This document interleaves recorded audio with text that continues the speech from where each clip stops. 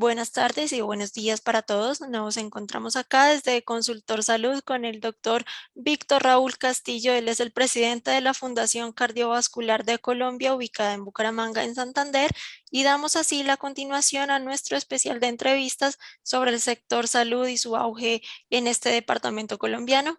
Al doctor Víctor Raúl Castillo le damos la bienvenida a este espacio. ¿Cómo se encuentra? Susana, no, mil gracias a ti, a Consultor Salud, a Carlos y a todos por permitirme contar los desarrollos que hemos tenido en la región que han sido muy importantes y creo que este espacio de Consultor Salud y todo este cambio que están haciendo en la revista Hacia un Portal es una experiencia maravillosa. Cuéntenos entonces un poco, además de ser el presidente de la Fundación Cardiovascular, ¿quién es el doctor Castillo? Bueno, yo soy un santanderiano de familia y ancestros santanderianos que estudié medicina en Bogotá, en la Corpas, y desde el principio yo quería ser cirujano cardiovascular. Cuando terminé medicina en el año 80, me vine a ser rural en la tierra y me fui a una población muy pequeña llamada Pinchote, pero tenía la sede en San Gil. San Gil es más conocido en Colombia. Y ahí conocí a otro gran santanderiano, a un gran santanderiano que es el doctor Franklin Roberto Quirós, que él acaba de regresar de Rusia, de la Unión Soviética, perdón, todavía está la Unión Soviética, de haber hecho medicina interna y un doctorado en cardiología, un PhD en cardiología. Por esa razón, que él era mi jefe allá, nos hicimos muy buenos amigos, y realmente lo que encontramos y que él encontraba todos los días, porque él había llegado tal vez un año anterior a San Gil, era que la gente en nuestra región hacía la historia natural de las enfermedades cardiovasculares. Nacían, si en el caso de los niños congénitos, nacían con la enfermedad, hacían la historia natural y fallecían de la enfermedad. Muy poco lo que podía hacer en ese momento. Y lo mismo en adultos también. Las pocas personas que tenían capacidad de pago se iban a Houston o a Bogotá, pero mucha gente salía en esa época del auge de Estados Unidos. De tal forma que la región tenía muy poco en cardiología. Habían 8 cardiólogos formados en México y algunos en Estados Unidos, sin ningún tipo de equipamiento que ya para esa oportunidad, en la década del 80 o al inicio, había alguna tecnología importante en el mundo. Aquí, pues, un estetoscopio era toda la herramienta que había, y eso era la realidad. Con el doctor Quirós nos comprometimos que íbamos a transformar la historia de la cardiología en la región. Posteriormente yo me fui a hacer cirugía general en la Universidad del Valle, del 82 al 85. Cuando regresé como cirujano general, me nombraron director de un hospital quirúrgico que había aquí en Bucaramanga, y creamos la Fundación Cardiovascular en el año 86. La persona jurídica es del año 86. Del 86 estuvimos trabajando básicamente para difundir la necesidad. Nadie creía, por supuesto, en nosotros. Todo el mundo decía que aquí no había pacientes cardiópatas. Claro, porque no los contábamos. La gente moría de repente. Y entonces, no, se murió de repente. Claro, era un infarto, alguna cosa así.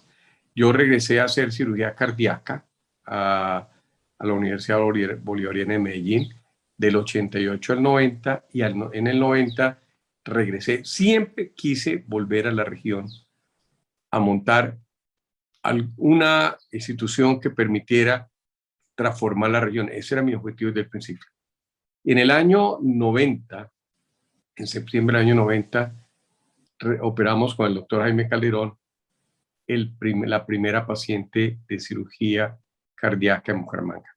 Y desde el año 90, que comenzamos obviamente en una situación bien rudimentaria, para no decir otro término, o bien básica, nos conseguimos unos equipos donados en los Estados Unidos, en la Universidad de Pensilvania. Eran equipos que habían salido del laboratorio de experimentación animal, habían pasado primero por el quirófano de personas, de seres humanos, después los habían enviado al quirófano de investigación animal, y después de eso los mandaron a las fábricas a hacerle un refurbish, una restauración, un mantenimiento, y nos los donaron.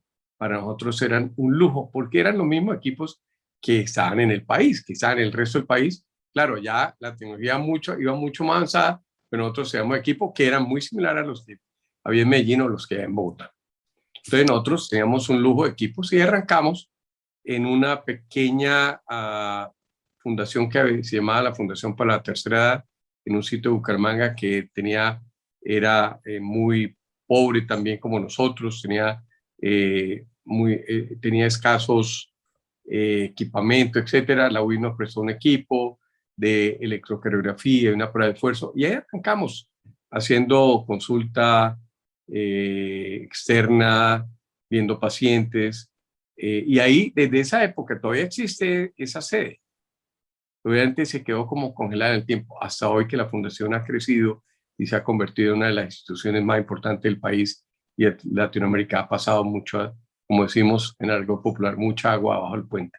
Así que, Bueno, digamos, esos son los comienzos. Yo siempre quise volver a la tierra, hacer algo, hacer una transformación, y creo que no me equivoqué. no, doctor, o sea, indudablemente por todos los logros que tiene la Fundación Cardiovascular, uno no puede creer que se haya equivocado, pero en ese proceso desde el 80 hasta ahora, ¿cuál ha sido como un punto de giro que lo haya obligado a usted a retomar, a repensar, a cambiar una decisión de la que usted diría, si lo hubiera hecho de otra manera, probablemente el resultado sería diferente hoy? A ver, yo creo que difícilmente hubiéramos tenido un desarrollo diferente al que podemos tener gracias a que desde siempre nos enfocamos en desarrollar la institución. Nosotros, de hecho, yo nunca tuve un trabajo adicional al trabajo de la fundación. Llevo 31 años de primero director, que le cambiaron el nombre, después presidente de la fundación, y como cirujano cardíaco, siempre enfocado en desarrollar la organización y de crecerla. Yo creo que ese convencimiento, y con unos compañeros de trabajo extraordinarios, hoy somos más de 4.000 empleados directos en la Fundación Cardiovascular, en sus dos hospitales, y tenemos 11 unidades de salud, de las cuales están 4 IPS, que es el hospital virtual que lo dirige el doctor Jaime Calderón, que comenzó conmigo en cirugía, compañeros de trabajo desde esa época, el Instituto Ambulatorio y de Medicina Preventiva, que es una unidad realmente nueva que hace toda la atención primaria del ecosistema. Está el Hospital Internacional, que lo inauguramos hace 5 años y medio. Hoy tiene 300 camas. En diciembre de este año va a tener 550 camas, y esperamos que en el 2024 tenga las 1.200 camas que tiene diseñadas y construidas. Hemos ido abriéndolas progresivamente porque eso requiere una estrategia de calidad, de poder armar bien el cuento para prestar un excelente servicio y mucho capital de trabajo. Y está el Instituto Cardiovascular, que es la casa matriz, que es un hospital que tiene 226 camas, dedicadas exclusivamente a enfermedades cardiovasculares y de trasplante. Entonces yo creo que este instituto, que es el que ha tenido, digamos, el mayor desarrollo, crecimiento, y donde estos aprendizajes los hemos aplicado en el Hospital Internacional, ha sido muy valioso. Así que esas 4 IPS que tenemos en Bucaramanga, en asocio obviamente con otros hospitales de la región y clínicas de la región, digamos, transformaron totalmente la prestación del servicio de Bucaramanga, de una prestación muy pequeña, rudimentaria, con cero equipamiento. Básicamente, en Bucaramanga, en la década del 80, una paciente que necesitaba hacerse una histerectomía, una colecistectomía, a un paciente y tenía recursos económicos, se iba para Bogotá. Se iba para Bogotá o se iba para Medellín. Hoy somos receptores no solo de pacientes de todo el territorio nacional, sino también internacionales. Yo creo que esto tal vez es de las cosas más satisfactorias, que antes Bucaramanga mandaba pacientes a cualquier otro sitio a que se hiciera o procedimientos o intervenciones o tratamientos. Hoy recibimos de todas partes, no solo de Colombia, sino de fuera de Colombia, pacientes a nuestro ecosistema de salud de la región a ser tratados. Bueno, doctor, y justamente cómo explica usted ese destello de crecimiento sectorial. Hoy la Fundación Cardiovascular y sus aliados hacen parte del ranking latinoamericano dentro de las 10 primeras posiciones. Han recibido reconocimientos como el Joint Commission International, que uno esperaría que fueran como característicos de la capital del país y que cuando la gente escucha de Bucaramanga dice, wow, eh, definitivamente esto es totalmente novedoso para los pacientes, es llamativo porque siempre se habla de Bucaramanga como la ciudad pequeña y poco se menciona a viva voz todo el crecimiento y el potencial que tiene la región y la ciudad en el sector salud. Sí, vea, en el año 97 estuve en una visita empresarial con el doctor Carlos Morillo, que hoy es el director, el jefe de cardiología de un hospital canadiense muy importante, de una universidad muy valiosa. Fuimos a Rochester, Minnesota. Rochester, Minnesota, los que la conocen, que es el emporio de salud del mundo, ya está Mayo Clinic, es una ciudad muy pequeña, es una ciudad que tiene, o en ese momento tenía 100,000 habitantes. Tenía dos empresas muy grandes. Uno era un headquarter de, creo que IBM, si no me equivoco, y el otro era la Clínica Mayo. La Clínica Mayo tenía 35,000 empleados en ese momento y la ciudad tenía 100,000 habitantes. O sea, uno de cada tres habitantes de la ciudad era empleado de Clínica Mayo. Y Clínica Mayo, que se fundó en el año 1906 por los hermanos Mayo, pues lograron hacerlo en un desierto de Minnesota. Entonces dije, si los Mayo pudieron hacerlo en Minnesota en 1900 y crearon semejante emporio de salud que son los número uno del mundo, no hay duda de que siguen siendo y llevan siendo muchos años, ¿por qué no podemos hacerlo en una ciudad de Bucaramanga? Una ciudad que llama Bucaramanga que nadie la conoce. Porque inclusive nosotros íbamos a Panamá y decir, oiga, ¿de dónde viene? No, Bucaramanga, Colombia. ¿De dónde? Panamá, vecinos de Bucaramanga, ¿y eso qué es? O sea, nadie nos conocía. Entonces dijimos, vea, si lo pudieron hacer los mayos, ¿por qué no lo podemos hacer nosotros aquí en Bucaramanga?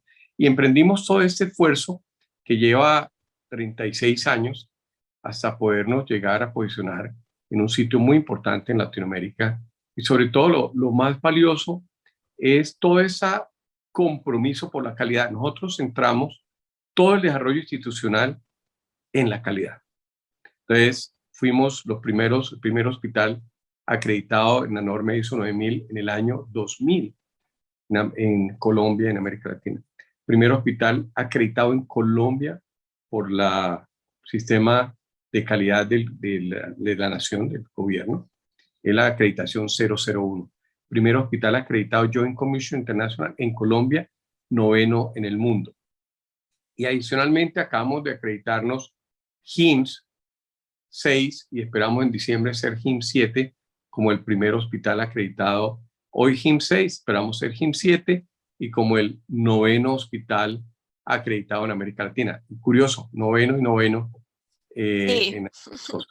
Entonces, digamos, nuestra competencia interna por la calidad, no queremos ni nos gusta competir con nadie, sino una competencia interna por cada vez ser mejores.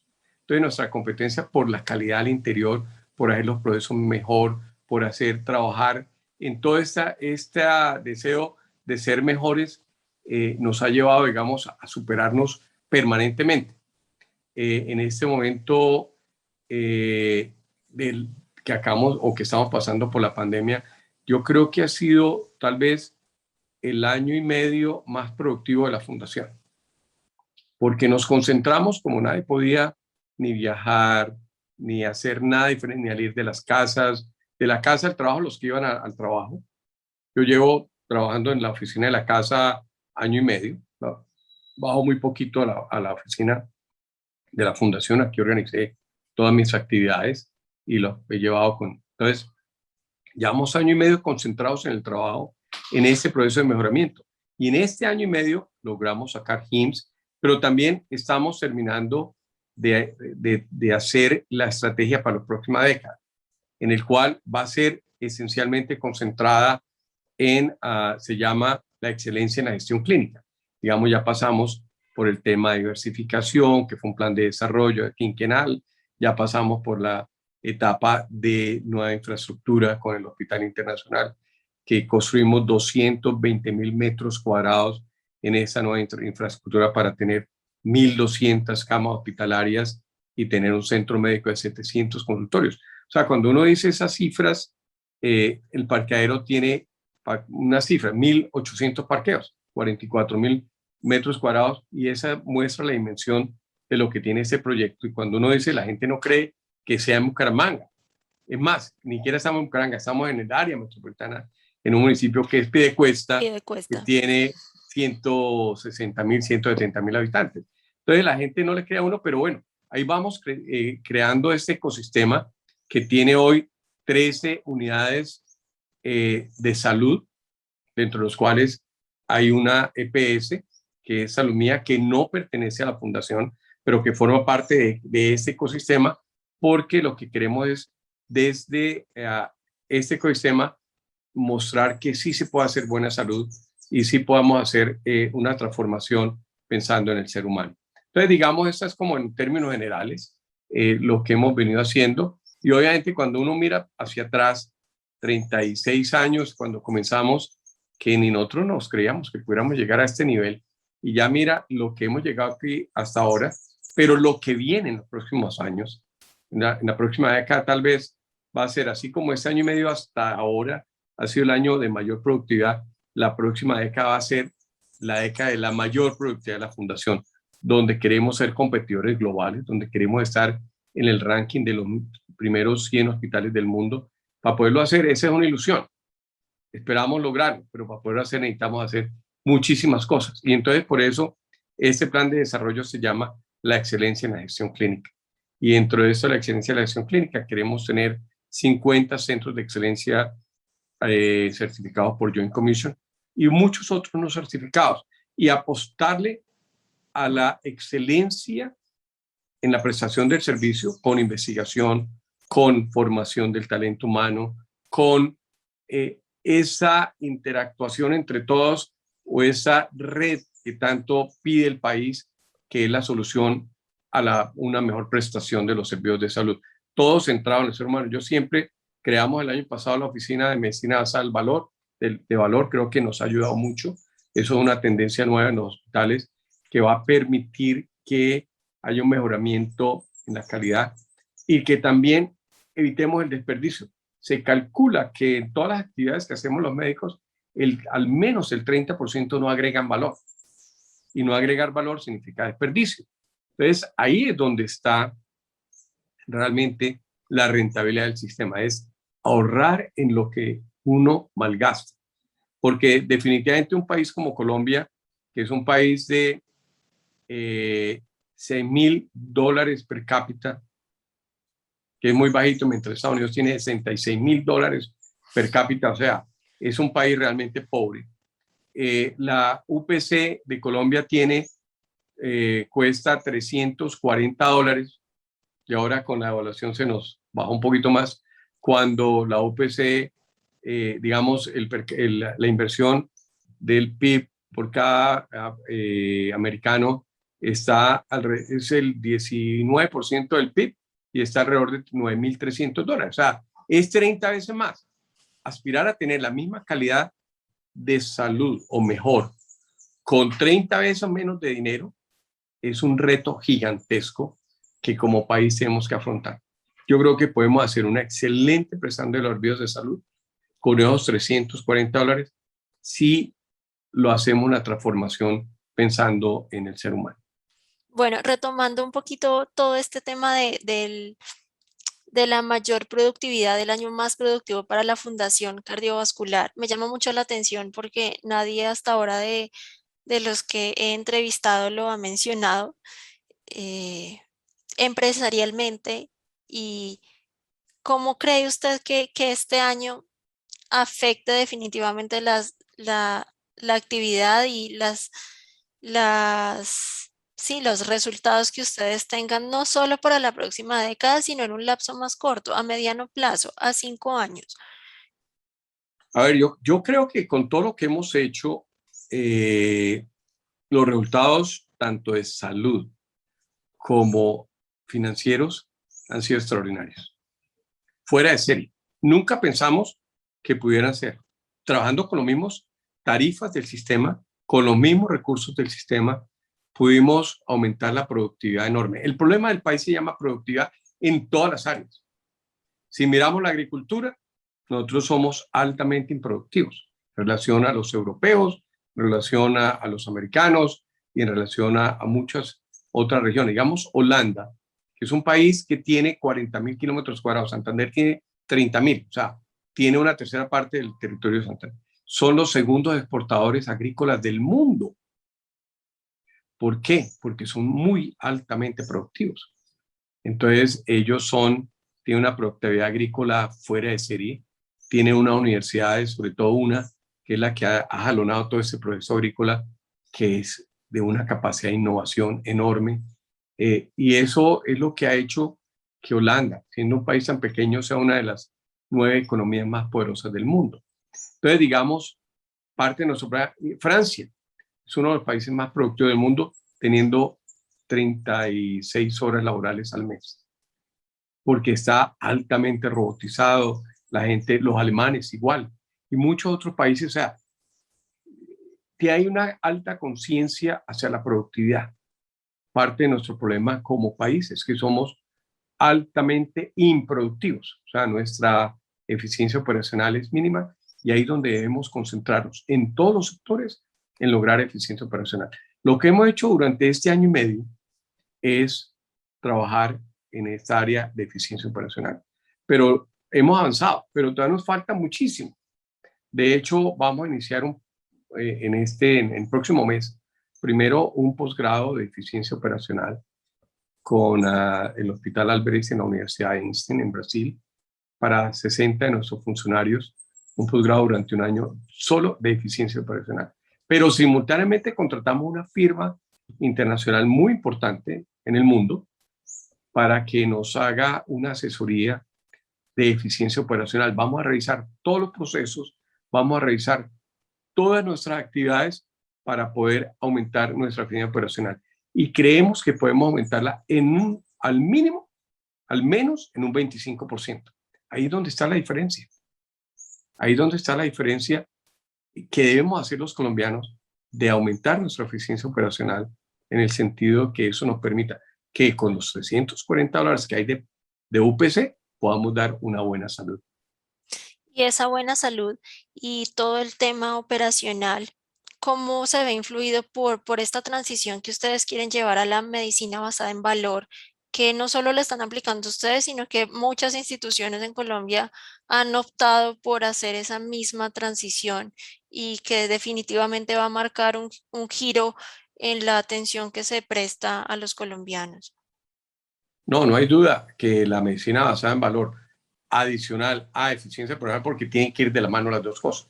Uno puede hacer medicina basada en valor y tener toda la estrategia institucional de ir hacia allá, pero si no tiene eficiencia operacional no lo va a lograr. Esas son dos cosas que son independientes, pero van conectadas. Y ahí sí esperamos tener en el plazo de 2 o 3 años, tener ese impacto de lograr el ahorro de un 20 a un 25% de nuestros costos para poder hacer el sistema viable. Entonces, digamos, eso es una apuesta muy importante institucional y esperamos poder contar esa historia. Lo otro es que tenemos ya un desarrollo del dato muy avanzado. Con todo ese tema de HIMSS, o sea, si uno no tiene dato y no tiene análisis del dato, no tiene business intelligence, no tiene toda esa estrategia, difícilmente puede medir el impacto de la eficiencia operacional, puede medir el impacto de la medicina basada en valor, puede medir el impacto de la operación, sino es tan gruesa que no sabe dónde está haciendo esas eficiencias o peor, dónde tiene las ineficiencias, porque no las puede medir. Entonces, digamos, hemos venido trabajando el año pasado, por eso decía que el año pasado fue muy importante en todo ese tipo de desarrollos que nos dedicamos a trabajar montamos la unidad del dato. Y la unidad del dato tiene más de 16 personas trabajando en todo lo que es el governance del dato, pero también en la adquisición vía digital, y ahí empatamos con HIMSS.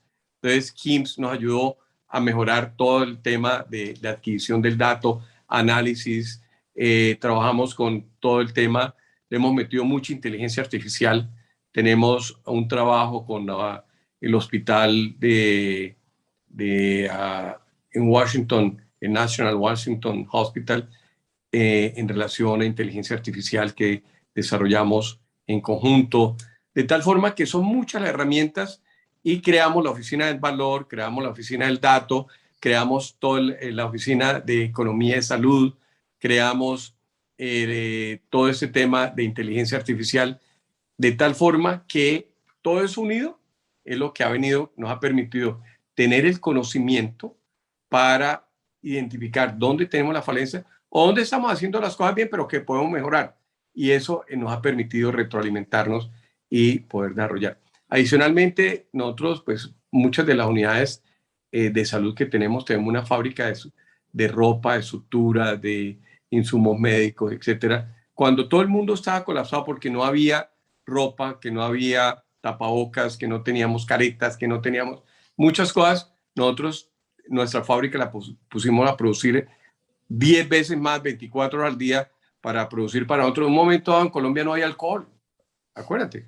No había, era Sí, un colapso, no había alcohol, no había jabones, no había no nada. había nada. Alrededor de abril del año pasado. Eso fue, nosotros podíamos tener, o tuvimos todos esos elementos de protección personal, no tuvimos un empleado grave en la organización, no tuvimos un empleado fallecido, nos preocupaba mucho que alguno de nuestros compañeros pudiera fallecer y nos centramos específicamente en el tópico de prevenir que alguno falleciera. Hubo más de 100 y pico de colegas fallecidos, personal de salud, un número muy importante. Gracias a Dios no tuvimos, a pesar de que el HIC lo dedicamos a COVID en el 50% y el ICS lo mantuvimos alejado del COVID porque llegamos a un acuerdo de que el uno lo dedicamos a COVID y el otro era no COVID para poder proteger a los pacientes, sobre todo enfermos del corazón. Entonces, digamos, esas construcción de todas que venían de antes. O sea, no era que se generaron con la pandemia, sino ya veníamos trabajando en eso, pero fortalecimos y aceleramos todo ese trabajo y fortalecimos el trabajo de HIMSS de tal forma que pudimos tener esa acreditación también. Entonces, digamos, por eso digo yo que fue un año muy productivo, tal vez hasta ahora el más productivo, año y medio más productivo, porque todo el mundo concentrado en esto. Además, la gente necesitaba escaparse de esa angustia permanente del COVID. Y entonces el escape institucional fue trabajar, concentrarnos en desarrollar, en hacer, en proteger a nuestros empleados. Tuvimos 2 o 3 periodos de colapso institucional por la avalancha de pacientes con COVID y lo mismo en la región. No fueron muy largos, pero sí fueron tal vez de una semana en enero y ahorita, básicamente en junio, a final de junio. Pero creo que pasamos la pandemia con obviamente una alta mortalidad que hubo en el país, pero sin un colapso regional importante. Entonces yo creo que esos son logros fundamentales y en la próxima década creo yo que es como la década de florecer, porque hemos venido sembrando, sembrando, sembrando durante 35 años, tenemos capacidad de crecimiento porque tenemos las instalaciones terminadas, nos falta pues, hacer retoques de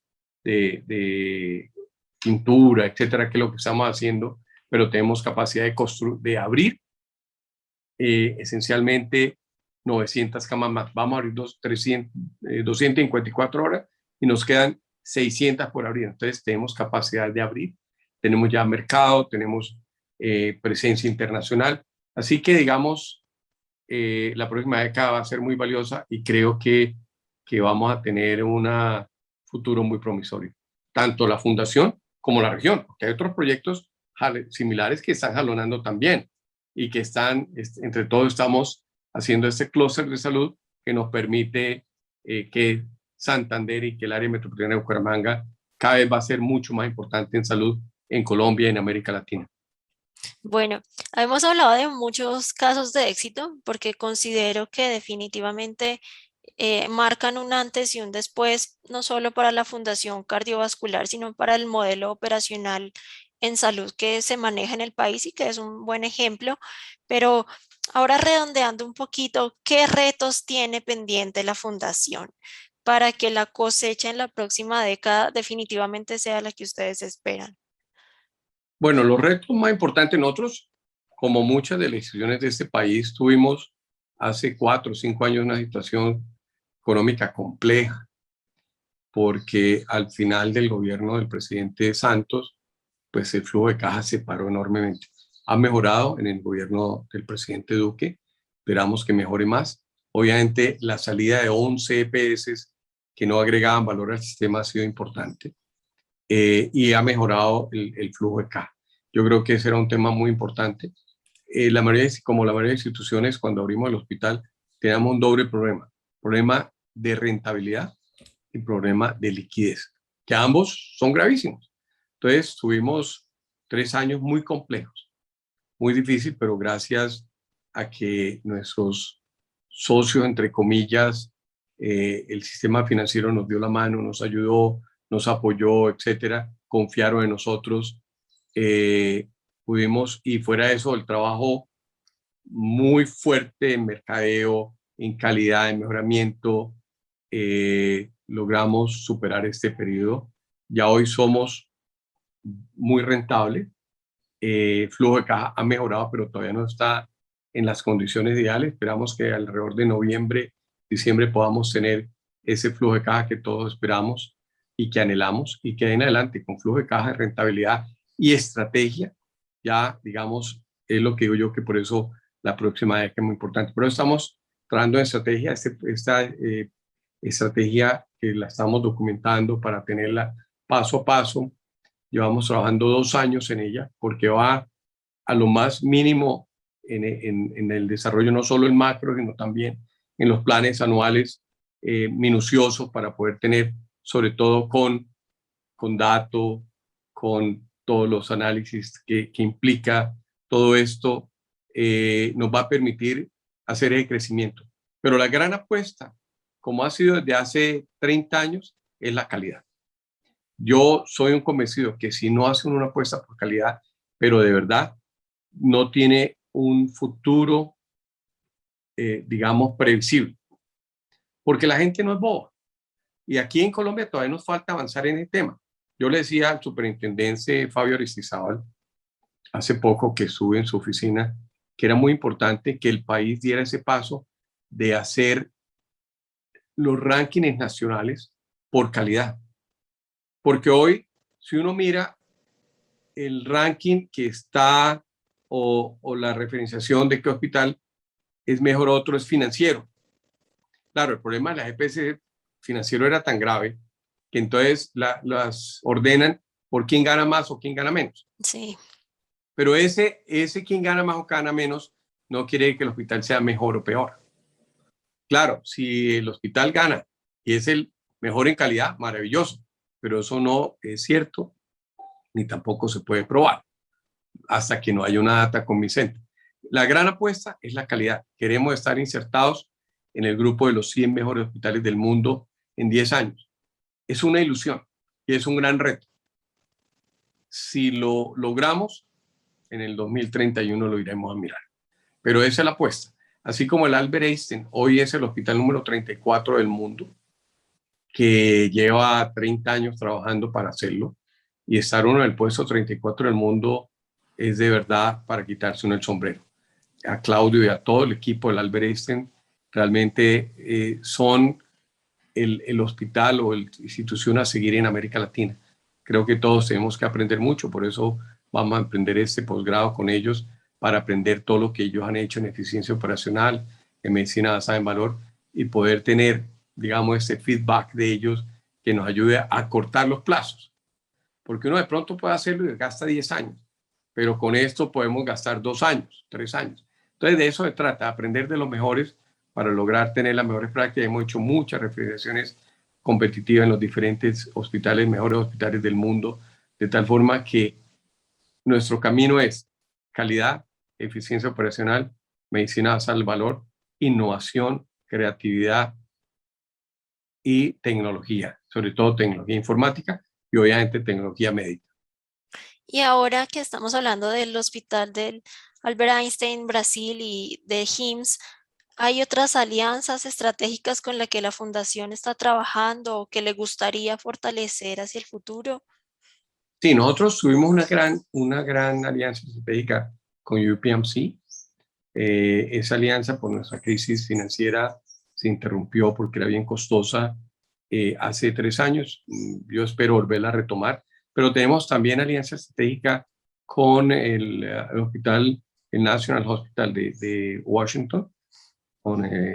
Tenemos alianza estratégica con diferentes entidades, ahora con el Albert Einstein, y hay que seguir fortaleciendo estas alianzas estratégicas con un par de hospitales en Corea. Había ido a Corea antes de la pandemia, pero obviamente la pandemia pues interrumpe todo. Esperamos volver otra vez a retomar estas alianzas, porque ahí uno aprende mucho y trae mejores prácticas.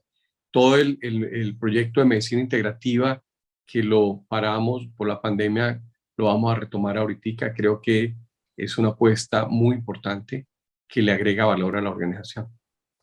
Y bueno, ahora hablando sobre Colombia, ¿qué necesitan los hospitales colombianos o qué deberían mejor aprender los hospitales colombianos de la Fundación Cardiovascular?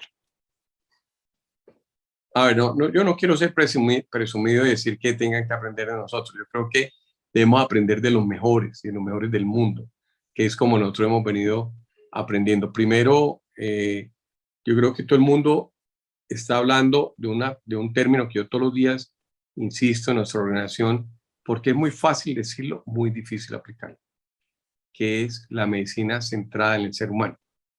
La medicina centrada en el ser humano se acuñó en la última década, al principio del año de la primera década de este siglo, porque antes la medicina estaba centrada en la tecnología. Entonces nos habíamos súper hipertrofiado y que lo que importaba era la tecnología y no más.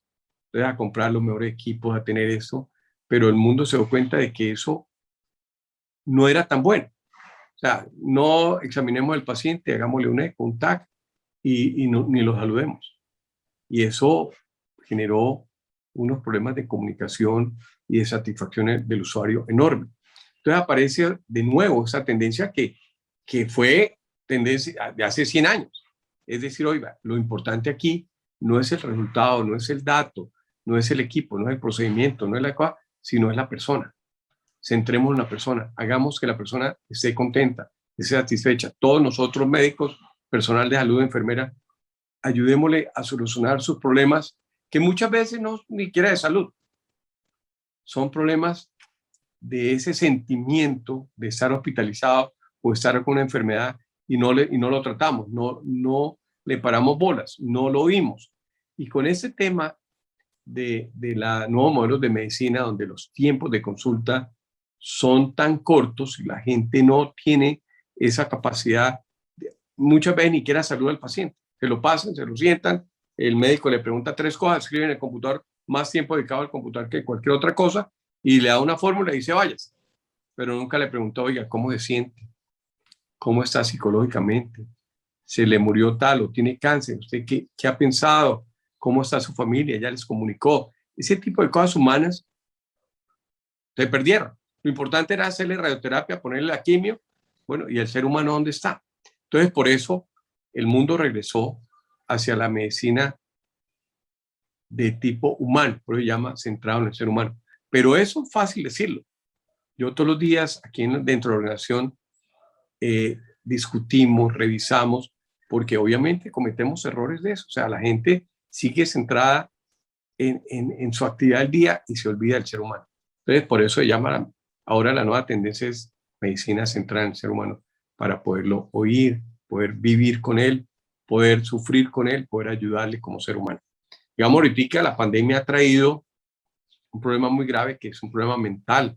O sea, la gente está con una depresión alta. Así que llega un momento en que se cansa de la pandemia y se sale y se va a los bares y sin tapabocas. Y por eso esto acaba de crecer. Se va a hacer manifestaciones. O sea, que uno le parece ilógico que en medio pico de una pandemia altamente mortal, la gente saliera a protestar. Y uno dice, pero ¿dónde está esa realidad interior que dice, oiga, es que la gente está muriendo?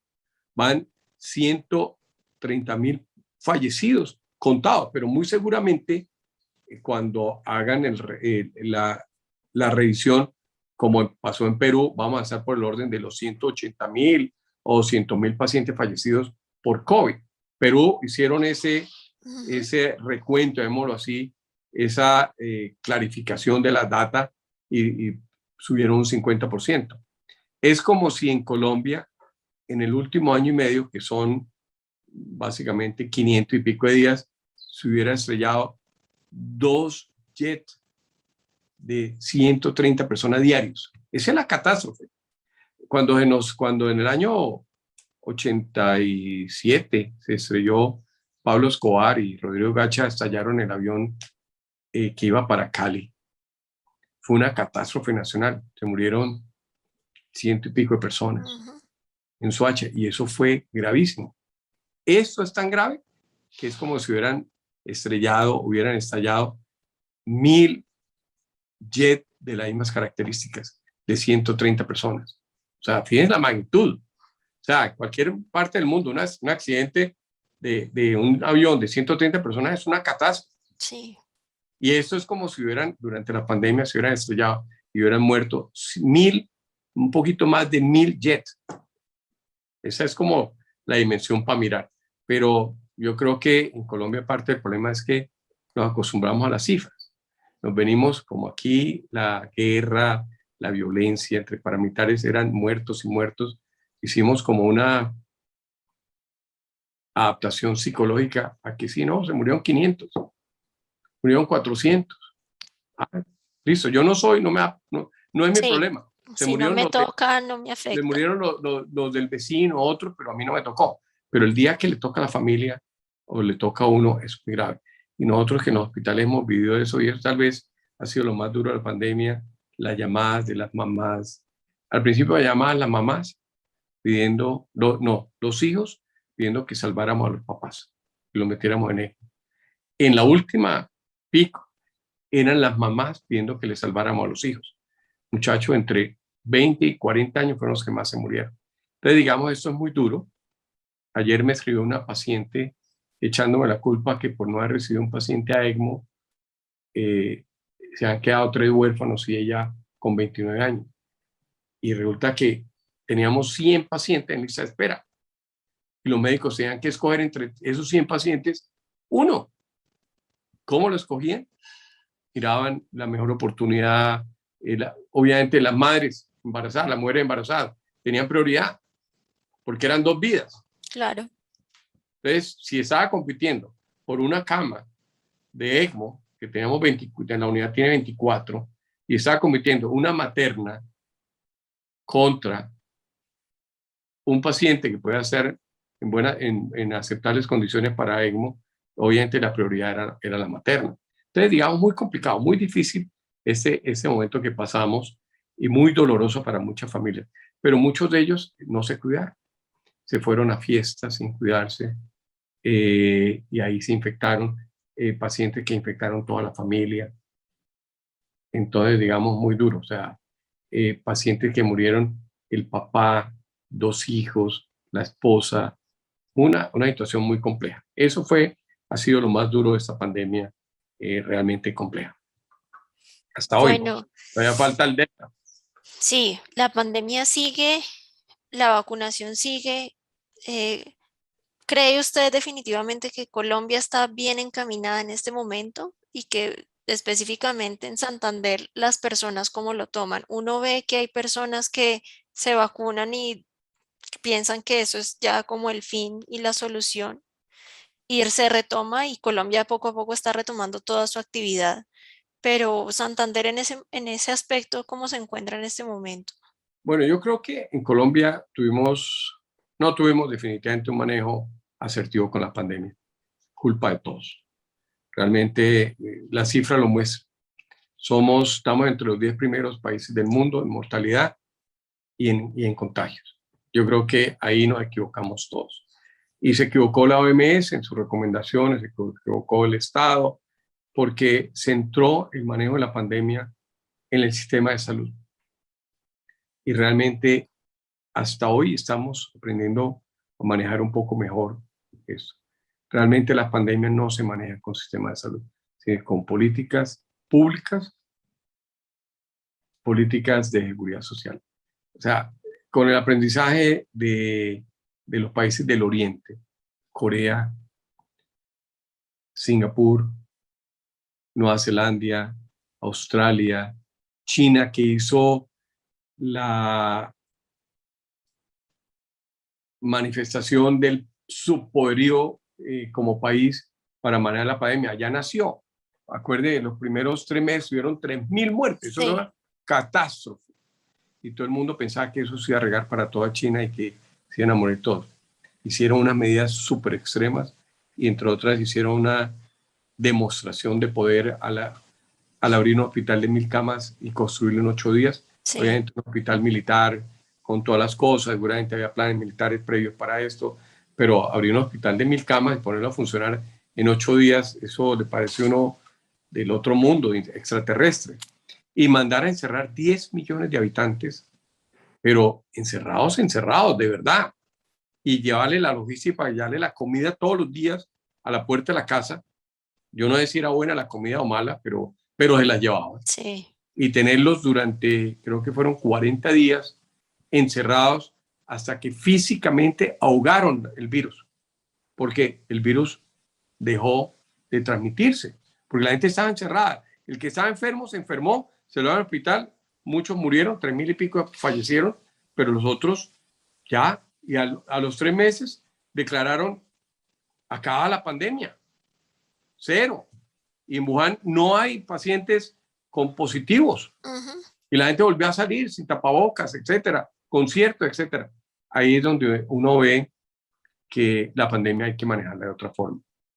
Claro, ellos tienen todo el poder, tienen la estrategia, habían sufrido 3 endemias previas graves con el SARS-1, bueno, etcétera, habían aprendido la lección.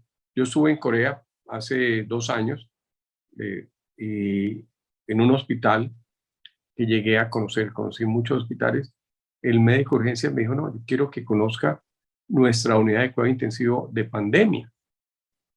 De año 2019 a principio, y yo, pero pandemia, eso como mostraba una unidad de 40 camas o 24 camas, ya no recuerdo, totalmente equipadas, las plantas, las camas totalmente vestidas, planchadas, el grupo médico entrenado ahí, sin un paciente, haciendo simulación todo el día. Una ambulancia exclusivamente de pandemia, donde solamente trasladaban pacientes infectados, paradas, las prendían, las miraban, le daban la vuelta para que las máquinas funcionaran y no las usaban para nada, eran de pandemia.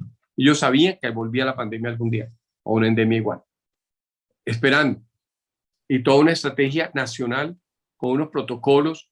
Claro, llega la pandemia, aplican los protocolos y realmente la mortalidad. Corea nunca paró su economía, nunca tuvo que hacer una cuarentena, nunca tuvo que hacer nada diferente a una excelencia en la detección, programas de pruebas PCR masivos por todas partes, aislaban al contagiado y cortaban la transmisión del virus, que es lo que iba a hacer, que fue lo que hizo Taiwán. Taiwán, la primer ministro, la presidenta, cerró sus fronteras, hubo poquitos casos, cero transmisión y exporten como locos productos para el mundo, tapabocas, todo lo que el mundo necesitaba. Taiwán era el número 1. Lo mismo hicieron todos los países del Oriente, tenían la receta, pero la receta nosotros nos equivocamos pensando que era control hospitalario. Entonces aumentemos camas de cuidado intensivo, que se necesitaba porque teníamos muy poquito número de cuidado intensivo, pero centramos toda la atención en manejo del sistema de salud hospitalario cuando no sabíamos manejar el virus. Era un virus que, si en Nueva York, con los mejores hospitales del mundo, Italia, con uno de los mejores sistemas del mundo, Bérgamo, la provincia del norte de Italia, eso es primer mundo. Les dio tan duro Madrid, España, con los mejores sistemas del mundo, se colapsaron Inglaterra se colapsaron, Estados Unidos se colapsaron, la mortalidad de Nueva York fue el 80%, igual a la región de Bérgamo, 80% de pacientes que les daba COVID iban al hospital, se moría. El que le daba COVID leve sobrevivía, pero el que le daba COVID fuerte llegaba al hospital, el 80% se moría. Entonces, digamos, si uno compara Occidente con Oriente, el Oriente manejándolo con políticas públicas para cortar la transmisión del virus, Occidente manejándolo con políticas hospitalarias, aumentando camas de cuidado intensivo, con unas cuarentenas, pues yo no sé si ordenadas o tomadas, muy fuertes inicialmente, que cansó a la población. Entonces, ahí están las dos situaciones. La una con éxito, la otra con una altísima mortalidad y costo para el país. Costo, el Occidente ha tenido un costo muy alto, con una economía frenada, con un aumento de la pobreza. Los expertos dicen que regresamos al menos una década en el desarrollo del país y en pobreza. Ahora nos toca desatrasarnos. Entonces, digamos, es un aprendizaje. Yo creo que de esto tenemos que aprender a hacer protocolos muy claros. Yo hoy, claro, retrospectivamente todo es muy fácil, pero también lo pensaba en ese momento cuando pues yo soy muy pro-oriental en los análisis, porque he tenido mucha relación con Oriente, especialmente con Corea, en el manejo de ellos, y la gente, sus amigos coreanos, me contaban cómo iban, etcétera. Y nosotros hacíamos totalmente lo contrario. Para la próxima, lo primero que tenemos que hacer es montar toda una experticia para paciente que llegue en vuelo aéreo a cuarentena. Obligatorios, no tiene síntomas, no importa, a cuarentena. Todo el mundo que llegue en un avión, a cuarentena. Todo el mundo que llegue en un barco, a cuarentena. Es más fácil poner en cuarentena a 20.000, 30.000 o 40.000 personas que lleguen durante un mes que a 50 millones de colombianos que nos Claro. soportan. Digamos un aprendizaje, pero eso, claro, ellos tuvieron varias endemias, la de MARS, diferente, y Sí, aprendieron cómo era.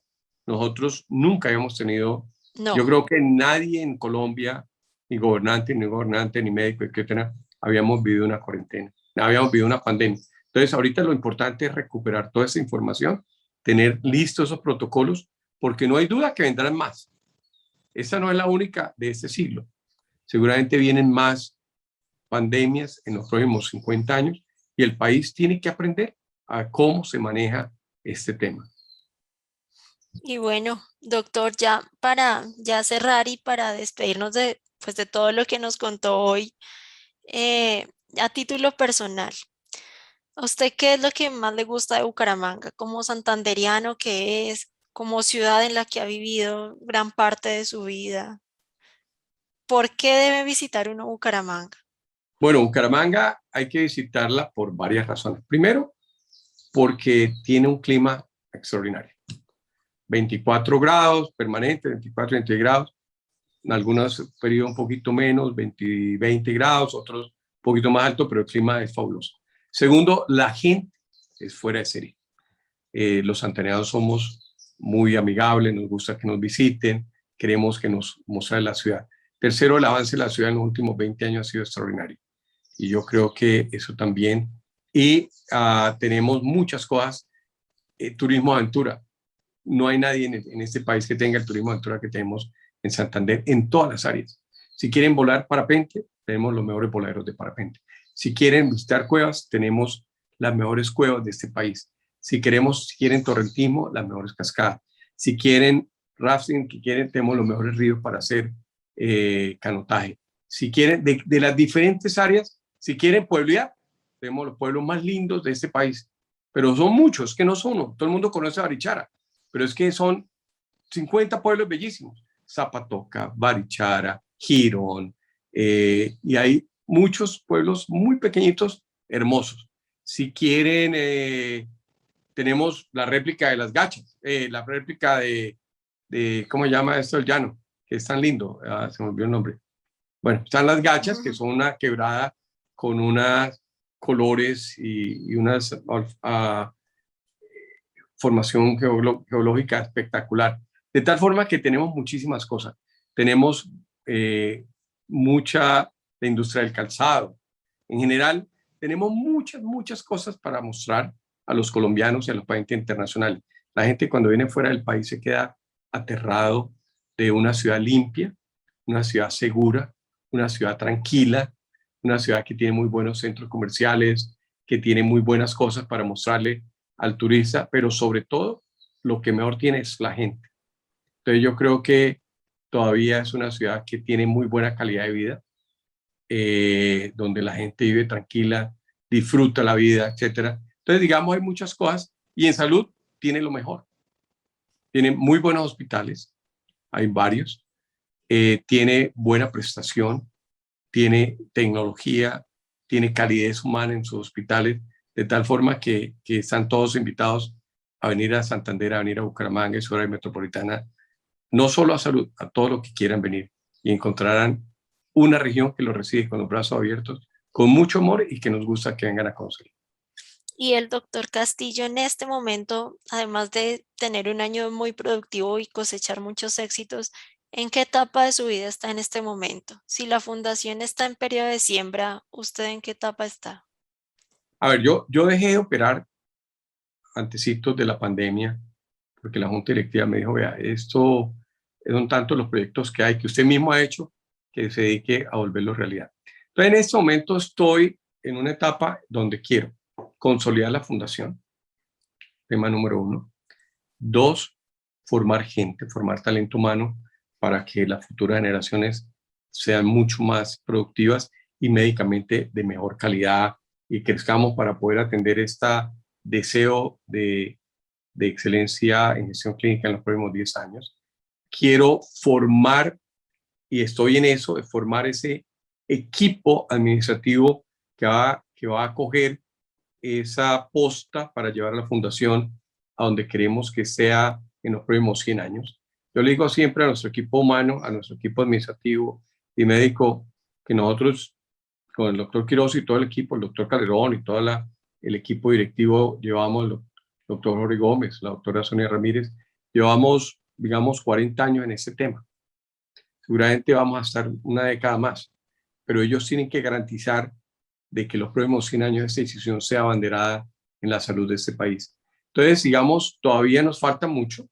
Llevamos 6 edificios en el complejo de los 19 que están programados, así que en los próximos 5 años, a partir de 5 años, vamos a volver a empezar a construir diferentes edificios. Necesitamos hacer el Instituto de Rehabilitación, que queremos tenerlo robotizado con toda la última tecnología, un hospital psiquiátrico que creo que le falta a la región, el Instituto de Investigaciones, el edificio de la Universidad de la FUFCB dedicada a posgrados, todo lo que es investigación queremos ser muy fuertes, el edificio de la Fundación Montaña Azules, que es otro de las fundaciones del ecosistema que se dedica a salvar una de las obras más bonitas, ayudar en la parte humana a los pacientes.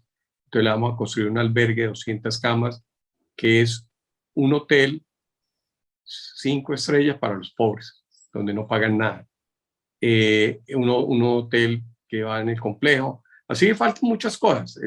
Todavía me faltan años para trabajar aquí, pero sí espero dejarle a esta región, a este país y sobre todo a la región, el mejor ecosistema de salud de Colombia.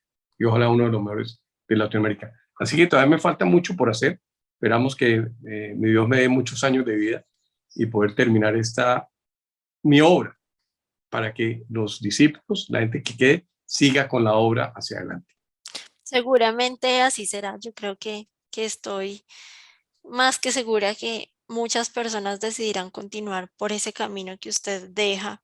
Y ya para despedirse de la audiencia de Consultor Salud, ¿qué mensaje le gustaría dejar para todos los que vean esta entrevista?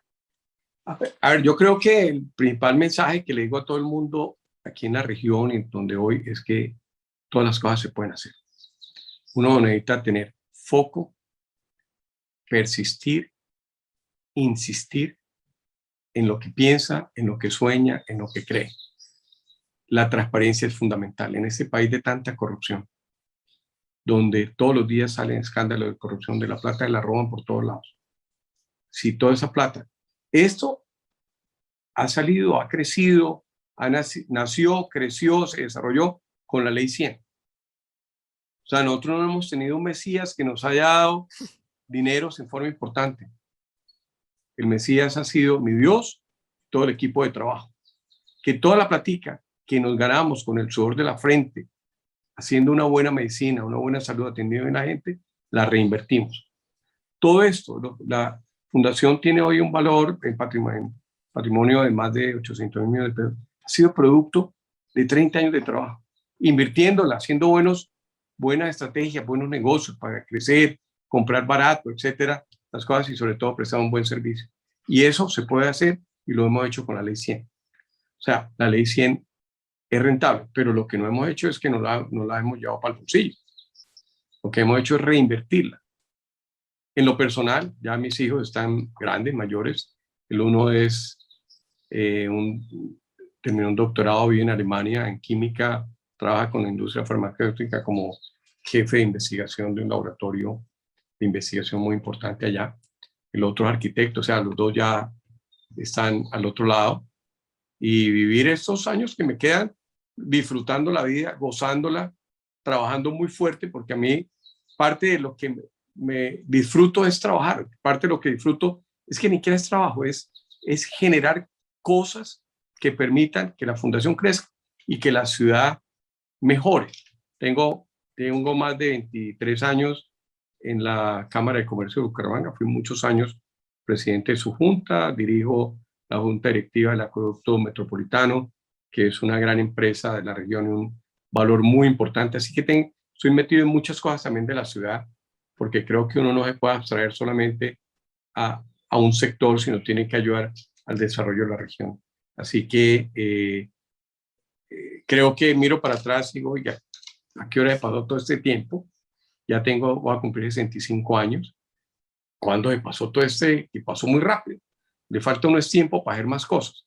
Pero creo que hemos hecho algo bueno en compañía de 4.000 empleos directos de compañeros de trabajo que todos los días estamos aportándole al país, a la región, y que esperamos para el 2025 poder ser más de 10.000 empleos directos. Creo que eso es un aporte a la región muy importante, sobre todo empleos calificados. Y seguir trabajando hasta donde mi Dios me dé vida y licencia.